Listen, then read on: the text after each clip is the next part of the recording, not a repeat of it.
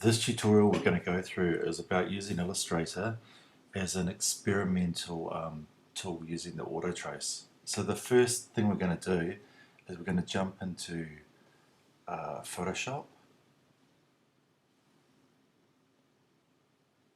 Okay, and I've got this image here. At the moment, the image size says that it's a fairly big image, so 106 centimeters, and it's 72 resolution. You probably don't want to have your images at too high a resolution. In this case, we're going to make it a bit smaller by essentially cropping it down. So I'll get the cropping tool.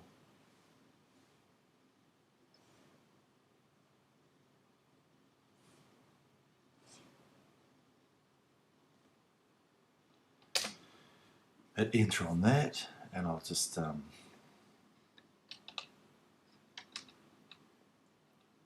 enlarge that up slightly. Now if we have a look at it, just through the cropping, the image is going to be a lot smaller. So now it's just 30 centimeters by 72 as a resolution.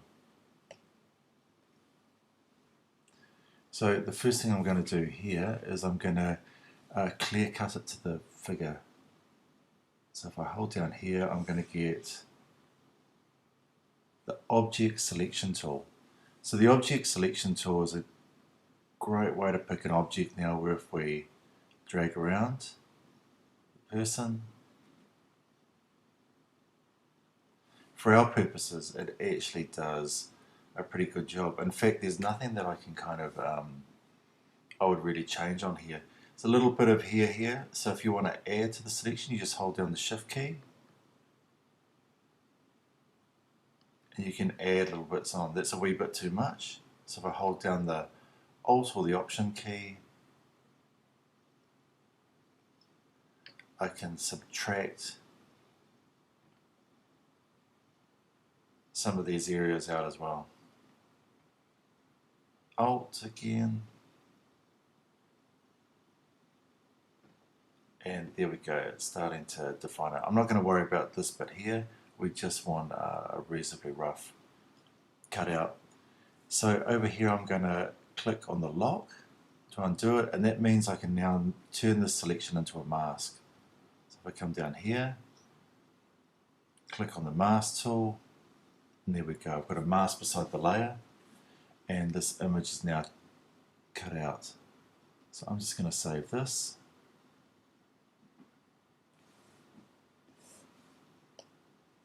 Save it to the computer.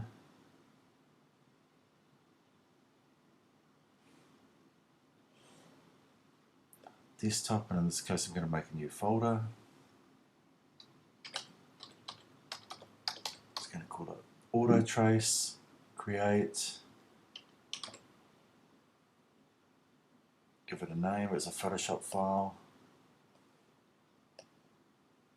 There we go, okay, and it's saved. So now I can jump back into Illustrator. And I've got a new page here that I've just referred to as a test page. So File, Place,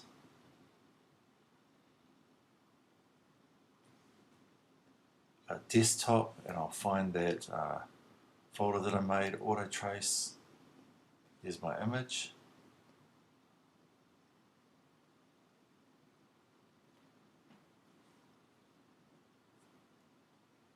Okay, and I'll place that. If I click, you can see it's still quite a big image. So I'll just hold down the shift key and scale it down a bit. Maybe I'll bring it up a wee bit more. So now into the Autotrace. If this menu isn't up, you'll find it under the window. You'll have image trace there. And there's a whole lot of options across here. So you've got black and white and outline and high color. I've just got it on, at the moment it says black and white. And maybe I'll go through black and white just because it's a little bit quicker to show you what some of the options are. So if we click Open Advanced, we're going to use these features. Now we'll click Preview, and it gives us a black and white option. I'm just going to Control or Command plus on this so that we can look at some of the line work and see exactly what's happening.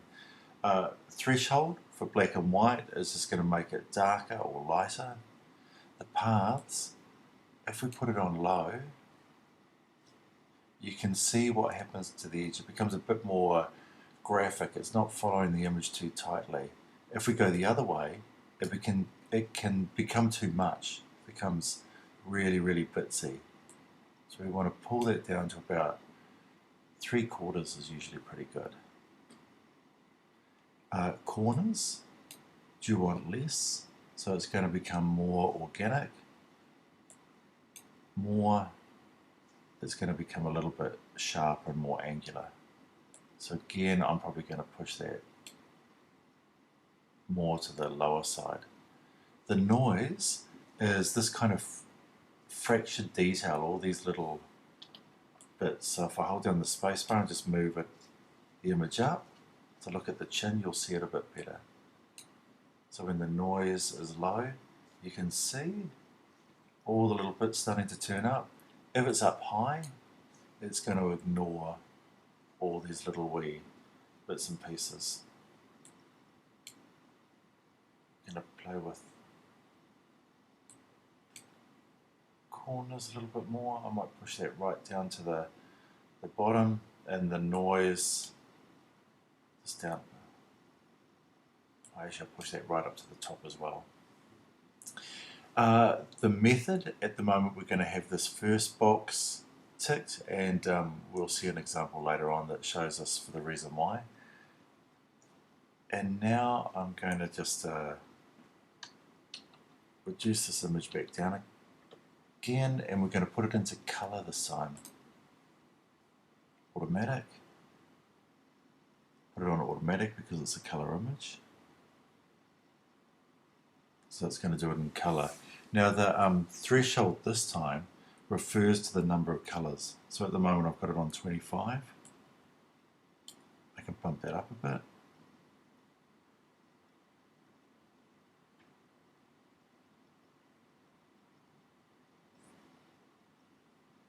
Maybe even a little bit more.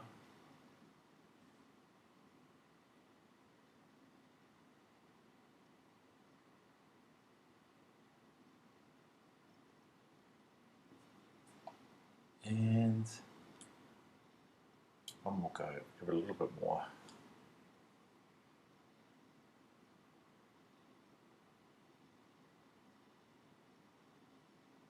Alright, we'll just try this one like this. So once we've previewed it, everything looks okay. I'm going to go ignore whites. Means it won't get this box around the edge.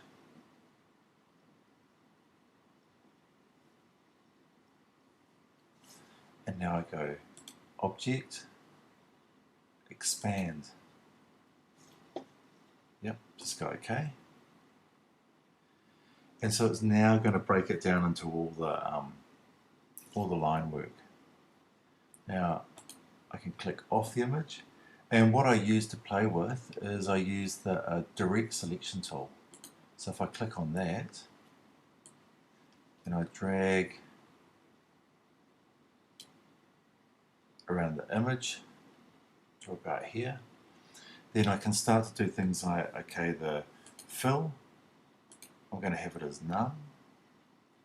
The lines, I'm going to have them as black, and I'll put it right down low. So I'm just going to go 0.1,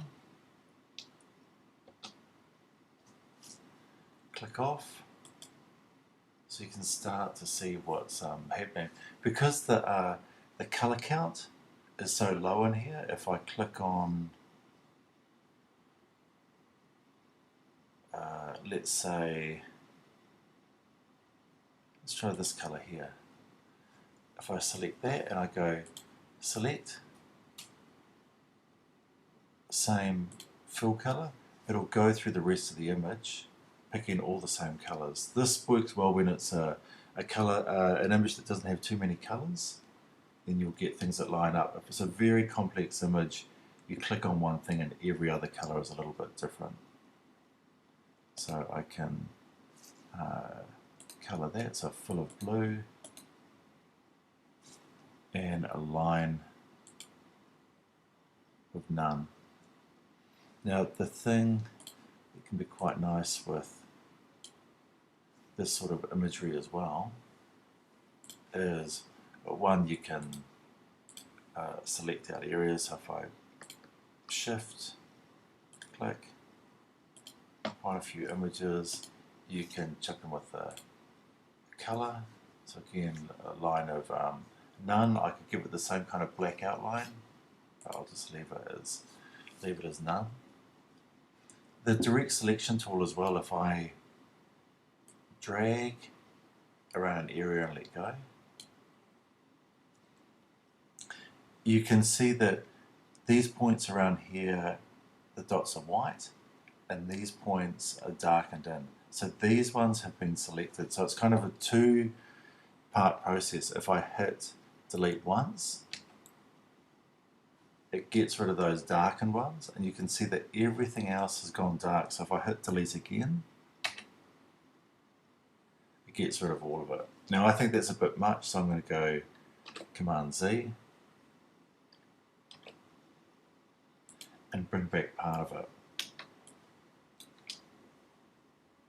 Again, whatever it touches when I drag, those are the bits that are selected.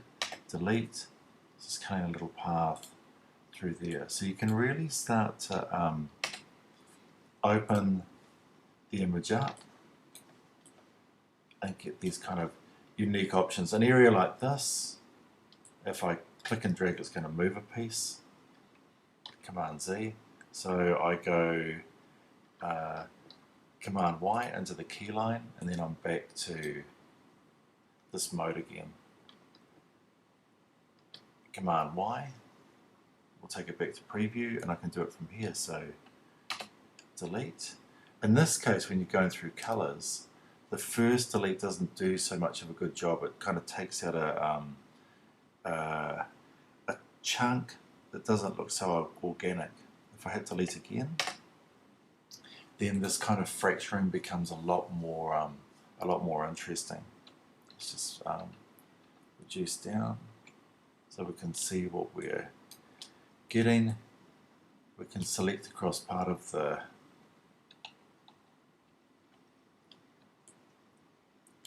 image, and in this case the line work, I can change that so you can kind of get colors coming through. Maybe some of the stuff, if I drag around these lines, I might decide that I want to change them to a dash. Oops. Oh, that's quite interesting, like having it at 12 dash, that's the one it's picked up on. So that really starts to fracture the image there. I'll leave that one, and maybe I'll just grab this line and I'll make that, oops,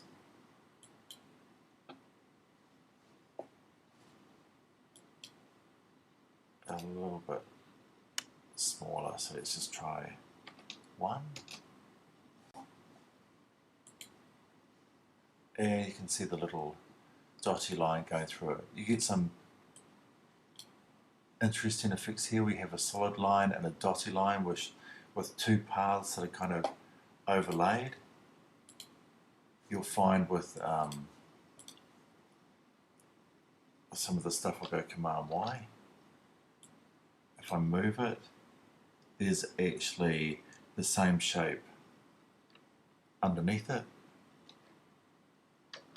Let's see, and that's why you're getting these funny little details where it's dashed in parts and solid in others, and you can get a really pretty interesting result. Not quite sure where the text came from.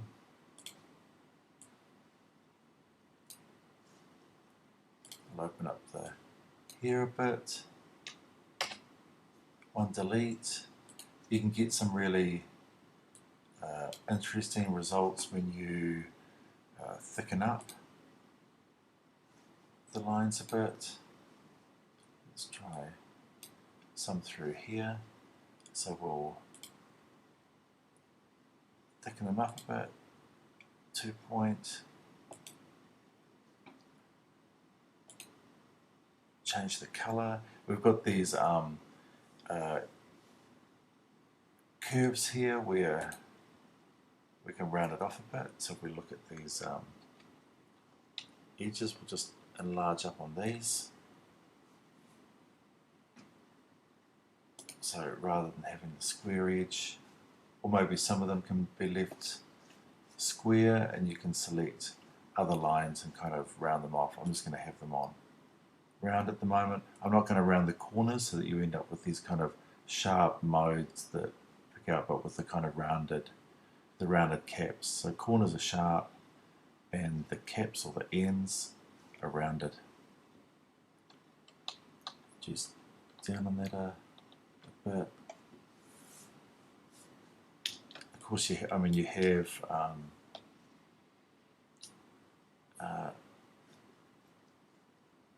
all sorts of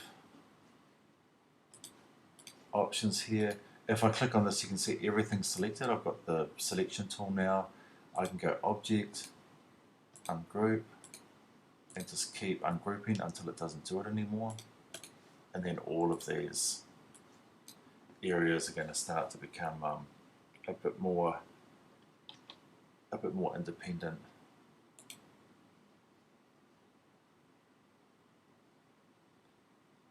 And let's have a look at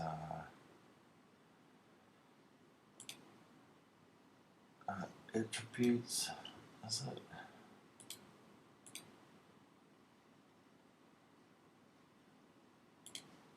No, it's not. Sorry, it's appearance. So now with some of these options here, let's have a look at this. I'll click on this one, the opacity. I can now change it to something a bit different. I'll change it from normal to multiply.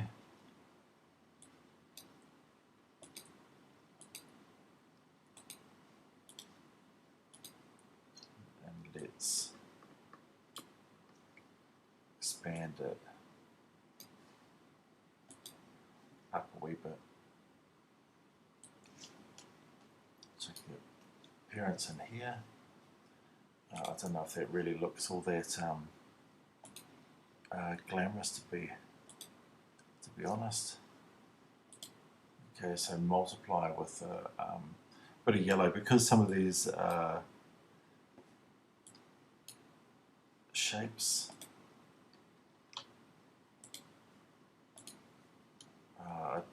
that one's not actually doubled up, but I'll Command copy, Command F, so it's pasted on top,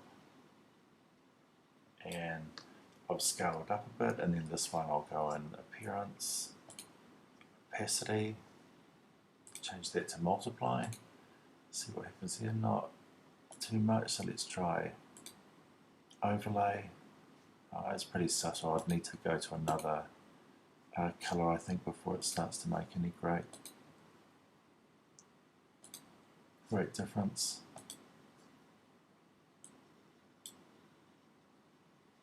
And you can see it's sitting behind these shapes. Command Z to just bring it back, so I can go Object, Arrange, bring it to the front, and now it's going to have more impact as it goes across here. So you really can start to mess with the images and play with them, and end up with quite a variety of lines and shapes and things going through it. So I'm going to stop this video here and then carry on with another one.